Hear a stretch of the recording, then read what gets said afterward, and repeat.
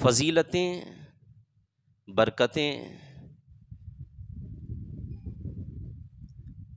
فضائل و کمال کے بیان کرنے کا مقصد یہ ہوتا ہے کہ لوگ اس کی طرف مائل ہوں، اس چیز کا شوق رکھیں، دلوں میں جذبہ پیدا ہو، قلب میں ذوق پیدا ہو۔ قرآن پاک میں سورہ بقرہ کی آیت مبارک کی ایک جز کی میں نے تلاوت کی، جس میں اللہ رب العزت ارشاد فرماتا ہے وَأَتِمُّ الْحَجَّ وَالْعُمْرَةَ لِلَّهِ، اور پورا کرو حج اور عمرہ للہ، اللہ کے لیے۔ یوں تو ہماری ساری عبادتیں اللہ کے لیے ہوتی ہیں، مگر حج کی طرف اگر انسان متوجہ ہو تو ہر چیز اللہ کے لیے ہونا چاہیے، یعنی خاص اس کی طرف توجہ دلائی گئی ہے کہ انسان جو کچھ بھی کرے فقط اللہ کے لیے کرے۔ ہم نیت نماز اپنے دلوں میں رکھتے ہیں تو کہتے ہیں اللہ کے لیے، منہ میرا کعبہ شریف کی طرف، روزہ رکھتے ہیں تو کہتے ہیں اللہ کے لیے، ویسے حج کریں عمرہ کریں تو یہ بھی اللہ ہی کے لیے ہوتا ہے۔ جب انسان حج کے فضائل، اس کے کمالات کو جانے گا تو ضرور رغبتیں اور دل کی کیفیتیں اس طرف مائل ہوں گی۔ اللہ کے نبی صلی اللہ تعالیٰ علیہ وسلم نے حج کے سلسلے میں بہت ساری حدیثیں، بہت سارے اقوال صحابہ کو بتائیں، اور صحابہ نے اپنی کوششوں سے دنیا کے کونے کونے تک ان حدیث کو روایت کر کے محدثین کے ذریعے سے پھیلایا ہے۔ اور یہ محدثین، علماء اور فقہاء کی مہربانیاں ہیں کہ رسول کونین صلی اللہ علیہ وسلم کی مبارک احادیثیں پہنچانے کی انہوں نے بھرپور کوشش کی ہیں، جس کی بدولت ہمیں اسلام کا نمونہ حیات نصیب ہوا ہے۔ پیغمبر اعظم صلی اللہ تعالیٰ علیہ وسلم کی حج کے سلسلے میں بہت ساری حدیث ہیں۔ ایک حدیث کا مفہوم یہ کہ حضور اکرم سید عالم صلی اللہ علیہ وسلم نے ارشاد فرمایا اسلام کی 5 بنیاد ہیں، ان 5 بنیادوں میں سے ایک حج بھی ہے۔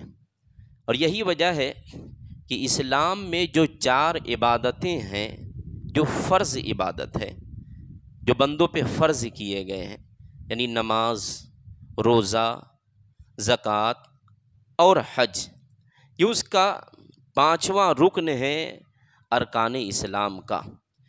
تو حج کیا چیز ہے، اس کی فضیلتیں کیا ہیں، کچھ چیزیں آپ اسے ذہن نشیں کر لیں۔ جب آپ کو پتہ ہوگا کہ اس کی برکتیں کتنی، اس کی رحمتیں، اس کے فضائل، اس کے کمالات، اس کے فائدے کتنے ہیں، تو انسان اپنی طلب کو اس طرف اجاگر کرنے کی کوشش کرے گا۔ حضرت ابن شماس، یہ ایک صحابی ہیں رضی اللہ تعالی عنہ، وہ فرماتے ہیں کہ حضرت عمرو بن عاص رضی اللہ تعالی عنہ جب وقت نزع ہوا، یعنی وہ زندگی اور موت کے درمیان اپنے کچھ وقت کو بسر کر رہے تھے، اس وقت انہوں نے اہل خانہ کو جمع کیا اور ان سے کہا کہ میں تمہیں رسول پاک صلی اللہ تعالیٰ علیہ وسلم کی کچھ حدیثیں، کچھ باتیں نہ بتاؤں؟ تو ان کے پاس کے لوگوں نے کہا ضرور آپ نبی دو جہاں صلی اللہ علیہ وسلم کی حدیثیں بیان فرمائیں۔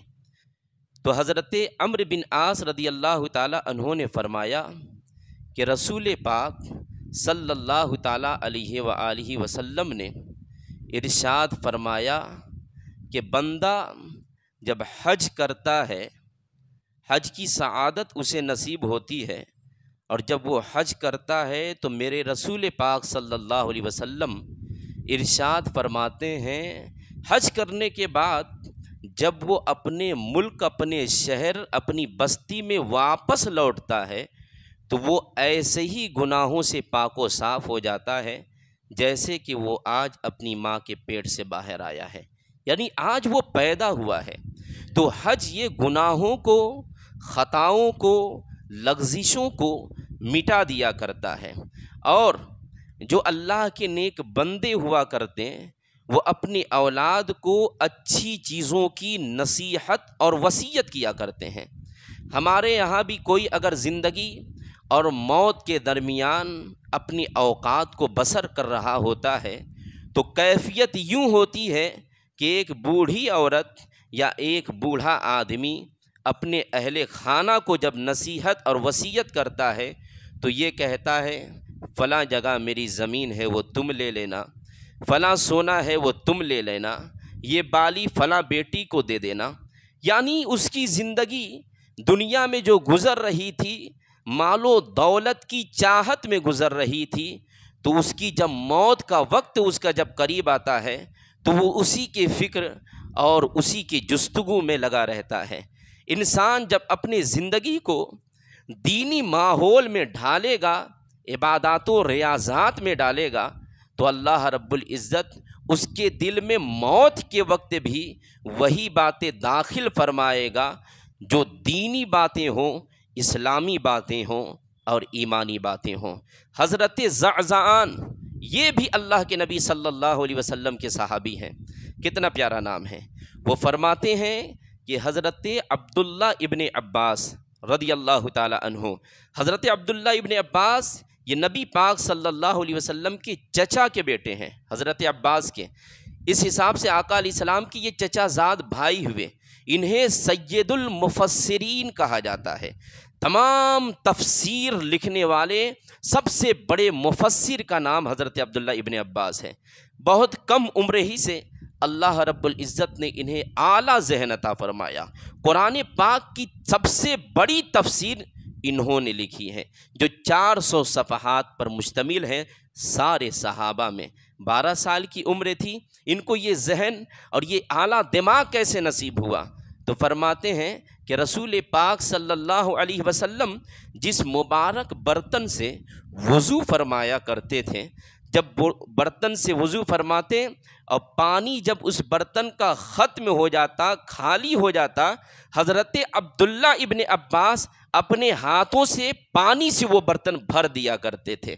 بس اتنی خدمت کے بدلے میں اللہ رب العزت نے نبی پاک صلی اللہ علیہ وسلم کو سے دعا کروائی، اور انہوں نے دعا یوں فرمائی نبی پاک علیہ السلام نے کہ تم نے میرے وضو کے برتن کو پانی سے بھرا ہے، اللہ تمہارے سینے کو قرآن اور حدیث کے نور سے منور فرما دے۔ تو یہ انہیں نصیب ہوا ہے۔ عزیزان گرامی وقار، تو حضرت عبداللہ ابن عباس، حضرت زعزعان فرماتے ہیں ان کی جب نزا کا وقت آیا، ان کے موت کا وقت جب قریب آیا تو وہ بھی اپنے اہل خانہ کو جمع کرتے ہیں، وہ بھی جمع کرتے ہیں اور لوگوں سے کہتے ہیں کہ کیا ایسے وقت میں تمہیں حضور پاک صلی اللہ علیہ وسلم کی کوئی حدیث نہ سناؤں جو تمہارے لیے فائدہ مند ہو؟ اہل خانہ نے کہا آپ ضرور نبی پاک علیہ السلام کی حدیث سنائیے۔ تو فرماتے ہیں کہ حضور پاک صلی اللہ تعالی علیہ وسلم نے حدیث میں یہ ارشاد فرمایا ہے کہ جب کوئی حاجی حج کرنے کے لیے مکہ شریف میں آتا ہے اور مکہ سے جب وہ حج کا ارادہ کر کے، یعنی پہلے مکہ جاتے ہیں تو ان کو ٹھہراؤ، یعنی ان کو بلڈنگیں ملتی ہیں، مکانات ملتے ہیں، ایک جگہ وہ اپنے مقام بناتا ہے، ٹھہرتا ہے، پھر وہاں سے جو قدم بڑھاتا ہے اور حج کے سلسلے میں چاہے وہ مینا جائے، مزدلفہ جائے، عرفات جائے، جبل رحمت جائے، مطاف میں جائے، مقام ابراہیم جائے، رکن شامی کے سامنے ہو، رکن اسود کے سامنے ہو، عراقی کے سامنے ہو، مستجار کے قریب ہو اور مستجاب کے قریب ہو، بین الصفا والمروہ ہو، کہیں بھی ہو، وہ ایک قدم بڑھاتا ہے تو اللہ اس کے ایک قدم کے بدلے میں 700 نیکیاں عطا فرماتا ہے۔ ایک قدم کے بدلے میں 700 نیکیاں عطا فرماتا ہے۔ اور پھر فرماتے ہیں حضرت عبداللہ ابن عباس اپنے گھر والوں سے کیا نصیحت و وصیت فرما رہے ہیں، اپنے گھر والوں سے کہ حج کرو، حج کی اتنی فضیلت ہے کہ ایک قدم کے بدلے میں 700 نیکی، اور وہاں کی ایک نیکی حرم کی ایک نیکی کے برابر ہے۔ حرم، حدود حرم جو حاجی یا عمرہ کرنے والے گئے ہیں وہ جانتے ہیں، میقات الگ چیز ہے اور حرم الگ چیز ہے۔ عزیزان گرامی وقار، تو وہاں پہ ایک نیکی حاجی کی ایک نیکی حرم کے ایک نیکی کے برابر ہے۔ اب 700 نیکیاں ایک قدم کے برابر، تو ان کے بچوں نے پوچھا تو بتائیے پھر حرم کی نیکی کیا ہے؟ تو جو اہل علم ہیں جنہوں نے کبھی حرم کی فضیلت پہ گفتگو سنی ہے تو انہیں پتہ چلے گا کہ ہمارے یہاں کی ایک نیکی حرم کی 1,00,000 نیکی ہے۔ 1,00,000 نیکیاں ہو جاتی ہیں۔ عزیزان گرامی وقار، اب 700 کو 1,00,000 سے ضرب دیں گے تو یہ 7 کروڑ نیکیاں بن جاتی ہیں۔ الغرض یہی وجہ ہے کہ حضور قاضی شمس الدین جون پوری نے اپنی کتاب قانون شریعت میں یہ حدیثیں نقل فرماتے ہوئے ارشاد فرمایا ہے کہ حاجی ایک قدم بڑھاتا ہے تو ایک قدم کے بدلے اللہ اسے 7 کروڑ نیکیاں عطا فرماتا ہے۔ یعنی 7 کروڑ نیکیاں یہ کوئی معمولی بات نہیں ہے۔ اور ہم تو یہ جانتے ہیں کہ ایک انسان اپنی زندگی میں اتنے کم وقت میں اتنا کبھی نہیں چلتا جتنا کہ وہ حج کے موقع پہ عرفات و مزدلفہ میں جا کر اپنے قدم کو بڑھاتا ہے۔ وہ بہت چلتا ہے، یعنی بہت قدمیں بڑھاتا ہے، بہت پیدل چلتا ہے، اور نہ جانے کتنی نیکیاں اسے نصیب ہوتی ہیں۔ عزیزان گرامی وقار، تو یہ صحابہ تھے جنہوں نے اپنے اہل خانہ کو عبادت اور ریاضت کی ترغیب دلائی تاکہ ان کے دلوں میں حج بیت اللہ کی رغبت بڑھے اور یہ حج کرنے کی کوشش کریں۔ یہی وجہ ہے کہ صحابہ میں بہت سارے ایسے صحابہ ہیں جنہوں نے 40 حج ادا فرمائے ہیں۔ حضرت امام حسن، امام حسین رضی اللہ تعالی عنہ یہ مدینہ شریف سے مکہ شریف حج کرنے کے لیے جاتے تھے، اور انہوں نے اپنی زندگی میں دونوں بھائی حسن و حسین رضی اللہ تعالی عنہما جن کی بڑی فضیلتیں ہیں، جنتی نوجوانوں کے سردار ہیں، انہوں نے اپنی زندگی میں 25 حج پیدل ادا فرمایا ہے، پیدل حج کیا ہے۔ حضرت امام حسن ایک بار بیمار ہو جاتے ہیں، طبیعت کچھ علیل ہو جاتی ہے، حج کا موسم، حج کا زمانہ آ جاتا ہے۔ حضرت سیدنا امام حسین رضی اللہ تعالی عنہ نے فرمایا، بھائی جان آپ کی طبیعت علیل ہے، خراب ہے، آپ کہیں تو اس سال حج کے لیے آپ کے سواری کا انتظام کر دیا جائے۔ 25 حج جو انہوں نے کیے تو ایسا نہیں کہ ان کے پاس گھوڑے موجود نہیں تھے یا اونٹ موجود نہیں تھے، سواری موجود نہیں تھی، سواریاں تھیں، اس کے باوجود بھی پیدل حج کیا۔ کیوں؟ اس لیے کہ وہ حج کی فضیلت جانتے تھے، وہ حج کی برکتیں جانتے تھے، وہ حج کے فائدے جانتے تھے، اور حج میں کتنی نیکیاں اور کتنا ثواب حاصل ہوتا ہے وہ خوب جانتے تھے، اس لیے وہ حج پیدل کرتے تھے۔ حضرت امام حسین نے جب فرمایا کہ آپ کے لیے سواری کا انتظام کر دیا جائے، آپ کے اندر علالت ہے، ہلکی پھلکی بیماری ہے، آپ کو تکلیف ہوگی پیدل سفر کرنے میں، تو حضرت امام حسن رضی اللہ تعالی عنہ نے کیا فرمایا؟ یہ جواب جو انہوں نے دیا یہ ان کی انکساری ہے، یہ ان کی تواضع ہے، یہ ان کی انکساری ہے۔ رب سبحانہ تعالیٰ کی بارگاہ میں پیش ہو رہے ہیں تو کیا انداز ہے ان کا؟ وہ فرماتے ہیں کہ جب مجرم کو عدالت میں پیش کیا جاتا ہے تو سواری پہ پیش نہیں کیا جاتا ہے، اسے پیدل لے جایا جاتا ہے۔ لہٰذا ہم اللہ کی عدالت میں جا رہے ہیں، ہم پیدل جائیں گے، ہم سواری سے نہیں جائیں گے۔ البتہ انہوں نے وہ حج بھی پیدل ہی ادا کیا ہے۔ اب ذرا دیکھیں کہ ان کے اندر حج کرنے کی کتنی رغبتیں تھیں، کتنا شوق تھا، کتنا ذوق تھا۔ حضرت سیدنا امام اعظم رضی اللہ تعالی عنہ نے 50 سے زائد حج انہوں نے ادا فرمائے۔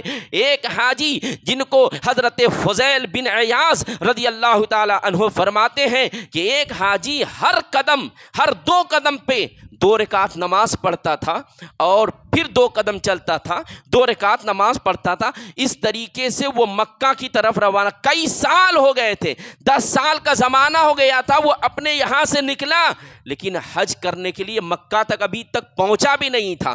ہر 2 قدم پہ وہ 2 رکعت نماز پڑھتا۔ کسی نے کہا کہ تم ایسے بھی جا سکتے ہو، کہا کہ میں اللہ کا شکر ادا کیوں نہ کروں کہ میں اللہ کے گھر کا دیدار کرنے جا رہا ہوں، اللہ نے ہمیں یہ توفیق بخشی ہے تو ہم ہر قدم پہ اللہ کا شکر ادا کر رہے ہیں، ہر قدم پہ اللہ کا شکر ادا کر رہے ہیں۔ نبی دو جہاں صلی اللہ تعالی علیہ وسلم نے حج کی فضیلتیں بیان کرتے ہوئے یہ بھی ارشاد فرمایا کہ حاجی کی مغفرت ہو جاتی ہے جب وہ حج کرتا ہے، اور وہ حاجی جس کے لیے دعا کر دے اللہ اس کی بھی مغفرت فرما دیتا ہے۔ یہی وجہ علماء نے ارشاد فرمایا کہ کوئی حج کرنے جائے تو وہ لوگوں سے مل کے جائے، اپنے رشتہ داروں سے ملے، اپنے اہل خانہ سے ملے، لیکن جب وہ حج کر کے آئے تو لوگ اس سے ملنے کے لیے جائیں، اور لوگ ملنے کے لیے جائیں تو اس سے مغفرت کی دعا کروائیں، اس لیے کہ اب یہ حاجی جو تمہارے سامنے آیا ہے یہ مغفرت شدہ ہے، یہ اگر تمہارے لیے دعا کر دے گا تو تمہاری بھی مغفرت اور بخشش ہو جائے گی۔ نبی دو جہاں صلی اللہ علیہ وسلم نے جس پہلو پر گفتگو فرمائی ہے، جس پر بھی مسائل کو بیان فرمایا ہے، یعنی یہ دین اسلام ہے، ادھورا دین نہیں ہے، مکمل دین ہے، مکمل دین ہے۔ کوئی بھی مسئلہ عبادت کا ہو، ریاضت کا ہو، معاملات کا ہو، معاشرے کا ہو، قوم کا ہو، سماج کا ہو، اسلام میں کسی مسئلے میں نقص نہیں ہے، مسئلہ مکمل ہے۔ تو ویسے ہی حج کے مسائل میں یہ بھی تو مسئلہ درپیش ہو سکتا ہے کہ کوئی حاجی دور دراز سے حج کرنے کے لیے نکلے اور وہ فوت ہو جائے، اس کا انتقال ہو جائے، وہ اس دنیا سے چلا جائے، تو اس کے لیے کیا حکم ہے؟ تو اس کے لیے بھی اللہ کے نبی صلی اللہ تعالی علیہ وسلم کا فرمان موجود ہے۔ نبی پاک صلی اللہ علیہ وسلم خود حج کرنے کے لیے گئے، میدان عرفات میں پہنچتے ہیں۔ عرفات میں کیا کیا جاتا ہے؟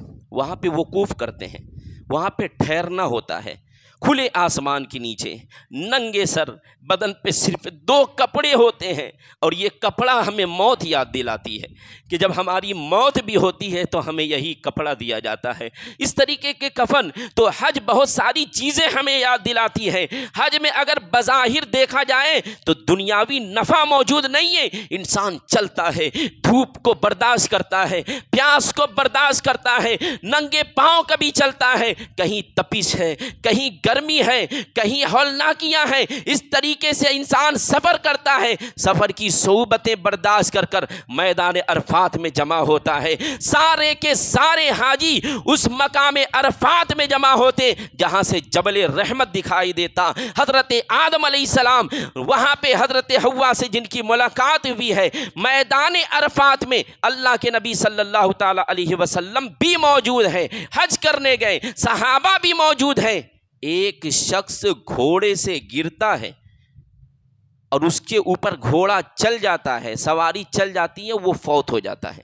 ایک تو یہ روایت، دوسری یہ روایت کہ وہ گھوڑے سے نیچے اس حالت میں آتا ہے کہ سر کے بل آتا ہے، گردن ٹوٹ جاتی ہے، اس کا انتقال ہو جاتا ہے۔ نبی پاک صلی اللہ علیہ وسلم نے صحابہ سے کہا کہ اس کو کفن پہناتے وقت یہی 2 کپڑے اسے کفن میں لپیٹ دو اور اس کے سر کو کھلا رکھنا۔ ہمارے ہاں میت کے سر کو ڈھانپا جاتا ہے نا، حضور نے فرمایا اس کے سر کو نہیں ڈھانپنا ہے۔ کیوں؟ اس لیے کہ جو احرام کی حالت میں ہوتا ہے اسے سر ڈھانکنے کی اجازت نہیں ہوتی ہے، اسے چہرہ بھی ڈھانکنے کی اجازت بھی نہیں ہوتی ہے۔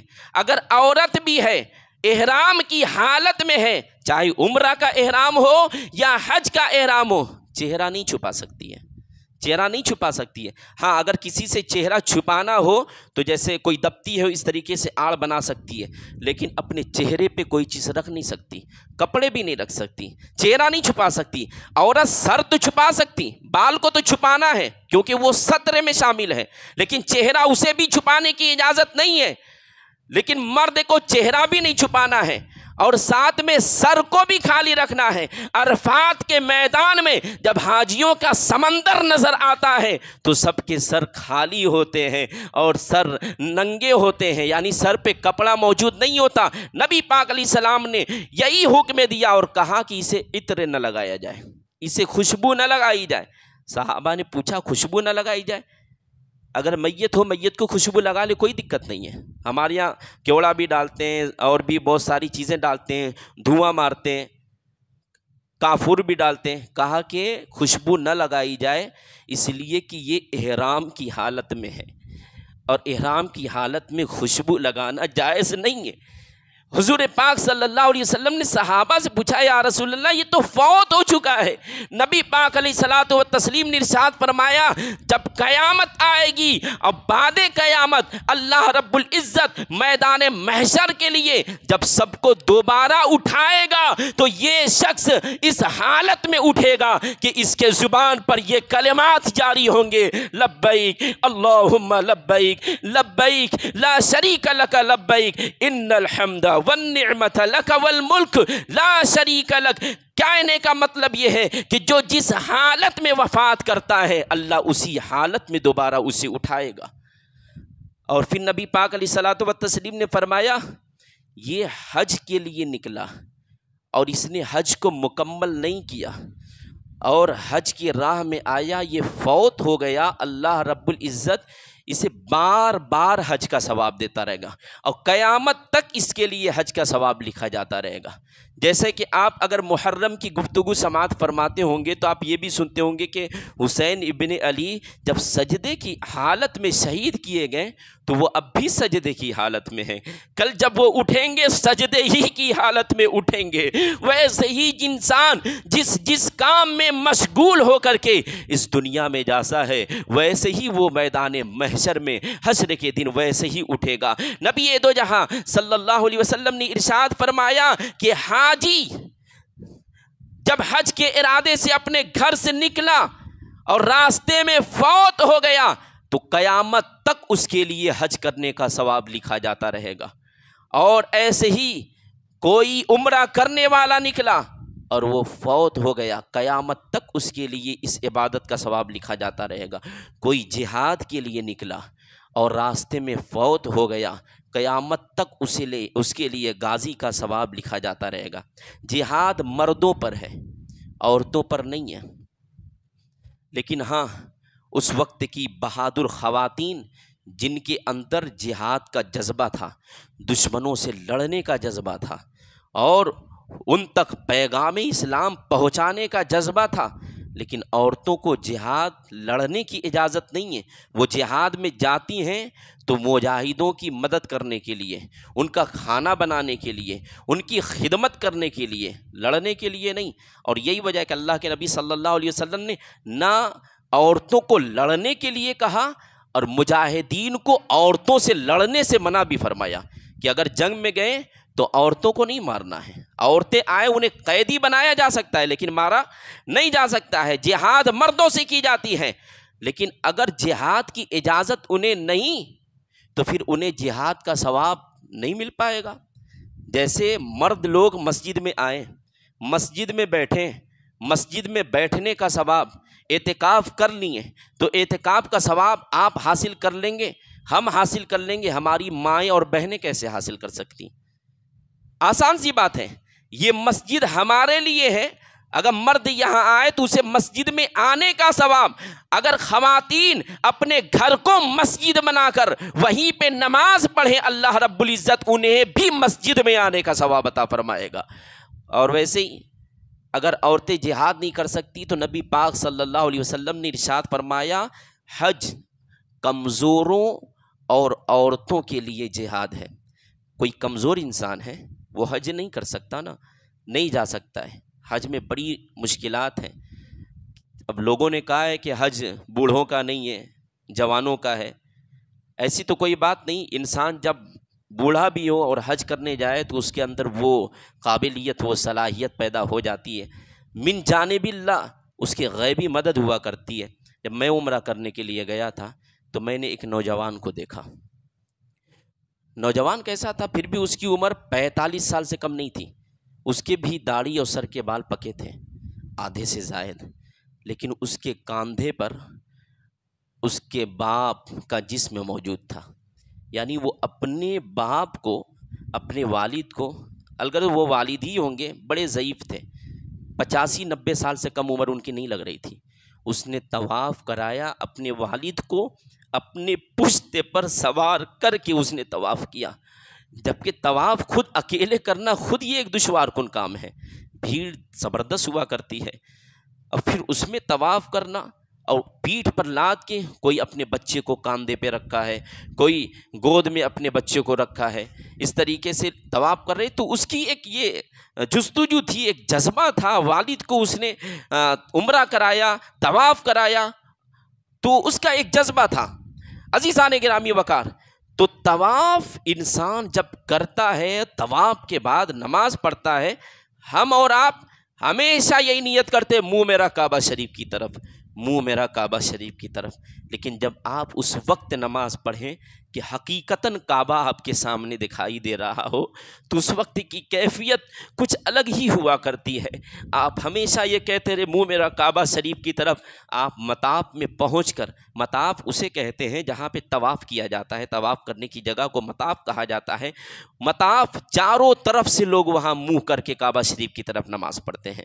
ہم اگر ہندوستان میں تو ہمیں پچھم کی طرف منہ کرنا ہے۔ عزیزان گرامی وقار، تو جب کعبہ واقعی سامنے دکھائی دے رہا ہو، ایسے حالت میں منہ میرا کعبہ شریف کہنے کا مزہ اور کیفیت کچھ الگ ہی ہوا کرتی ہے۔ عزیزان گرامی وقار، میدان عرفات میں جب حاجی جمع ہوتے ہیں، حدیث رسول ہے، نبی یہ دو جہاں صلی اللہ تعالیٰ علیہ وسلم نے ارشاد فرمایا کہ جب سارے حاجی ایک ہی انداز میں، ایک ہی لباس پہن کر، ایک ہی لب و لہجے میں جب وہاں موجود ہوتے ہیں، تو اللہ رب العزت فرشتوں کو جمع کر کے فرماتا ہے، دیکھو تم کیا کہتے تھے، اتجعل فیہا من یفسد فیہا ویسفک الدماء، کہ اے اللہ تو انسانوں کو پیدا کرے گا تو وہ زمین میں فساد کریں گے، وہ ایک دوسرے کا خون بہائیں گے۔ فرشتوں سے رب سوال کرتا ہے، بتاؤ یہ کس لیے یہاں پر آئے ہیں؟ یہ اپنے گھر والوں کو چھوڑ کر یہاں آئے ہیں، یہ کس کے حکم پر اپنا لباس اتار دیے ہیں اور صرف 2 تہبند، ایک چادر اور ایک لنگی لپیٹ کر آئے ہیں؟ یہ کس کے حکم پر اپنے سر کو ڈھانپے ہوئے نہیں ہیں، سر کو ننگا رکھے ہیں؟ دھوپ کی تپش کو یہ کس کے حکم پر برداشت کر رہے ہیں اور یہ کس لیے کر رہے ہیں؟ فرشتوں کا جواب ہوتا ہے، اللہ یہ تو تیری رضا کے لیے کر رہے ہیں، یہ تیری خاطر کر رہے ہیں، یہ تجھے خوش کرنے کے لیے کر رہے ہیں، یہ تجھے راضی کرنے کے لیے کر رہے ہیں۔ تو اللہ فرماتا ہے، فرشتوں تب تم گواہ ہو جاؤ، اگر یہ میری رضا کے لیے کر رہے ہیں تو کل قیامت کے دن اس وقت یہ مجھ سے ملیں گے جبکہ ہم انہیں بخش دیے ہوں گے، ہم ان کی بخشش فرما دیں گے، ہم انہیں ان کی مغفرت فرما دیں گے۔ تو یہ حدیث قدسی بھی کہہ سکتے ہیں اسے، نبی پاک علیہ الصلوۃ والتسلیم جب وہ حدیث صحابہ کو بتائیں جو اللہ کی طرف سے، یعنی اللہ اس کا مخاطب ہو، کہنے والا ہو، متکلم ہو، تو پھر اس حدیث کو حدیث قدسی کہا جاتا ہے۔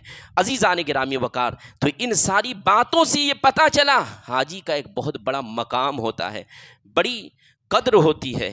تو حاجی جب حج کر کے آئیں تو وہ بھی اپنے دل میں یہ سوچیں کہ ہم کہاں سے آئے ہیں، ہم کس نگر سے آئے ہیں، ہم کس بستی سے آئے ہیں، ہم تو اس جگہ سے آئے ہیں، ہم تو اس مقام سے آئے ہیں جہاں حضور پاک علیہ السلام کی ولادت ہوئی ہے، ہم تو اس جگہ کو دیکھ کر آئے ہیں جہاں پہ آدم و حوا کی ملاقات ہوئی ہے، ہم تو اس جگہ سے ہو کر کے آئے ہیں جہاں حضرت ہاجرہ اپنے مبارک قدم کو آگے بڑھاتی رہیں، دوڑتی رہیں، ہم تو اس جگہ سے آئے ہیں، اس مبارک چیز اور پتھر کو دیکھ کر آئے ہیں جس پر کھڑے ہو کر حضرت ابراہیم علیہ الصلوۃ والتسلیم نے کعبہ شریف کی تعمیر فرمائی، ہم تو وہ دیکھ کر آئے ہیں کہ حضرت آدم علیہ السلام نے جس کعبہ کا 1000 مرتبہ حج کیا تھا۔